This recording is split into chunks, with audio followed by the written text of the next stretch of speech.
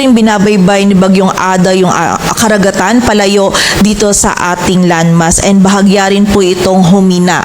Huling namataan yung sentro nito sa like 205 kilometers northeast ng Virac, Catanduanes. Taglay na nito yung ngayon yung lakas ng hangin na 65 kilometers per hour malapit sa sentro at pagbugso na umaabot sa 80 kilometers per hour. Ito'y kumikilos pa northeastward ng mabagal, and may kita pa rin natin dito sa ating satellite animation na hagip pa rin po nung outer rain bands or ng mga kaulapan na dala nito ni Bagyong Ada, mostly itong eastern section ng Luzon maging yung northeastern section din ng Visayas, kung saan ngayong gabi meron pa rin po tayong ina-expect na mga pag-ulan and bugso ng mga malalakas na hangin, lalong-lalo na dito sa area ng Catanduanes at Camarines Sur. Samantala, dito naman po sa bahagi ng Isabela, Aurora, Quezon, rest of Bicol region, maging dito sa Northern Samar, may mga scattered na mga pag-ulan pa rin po tayong mararanasan.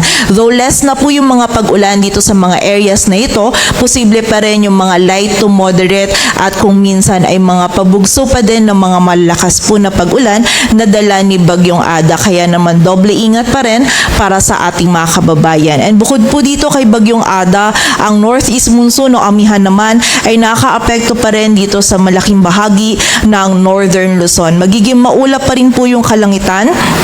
May mga light rains pa rin na mararanasan dito sa Cordillera Administrative Region, maging sa nalalabing bahagi pa ng Cagayan Valley. And sa malaking bahagi naman po ng ating bansa, magiging bahagyang maulap hanggang sa maulap yung ating kalangitan. Posible pa rin yung mga isolated light rains dito sa area ng Ilocos Region, while posible din yung mga biglaang pag-ulan, pagkilat at pagulog dito sa Metro Manila, maging sa nalalabing bahagi pa ng ating bansa, dulot naman ng mga localized thunderstorms.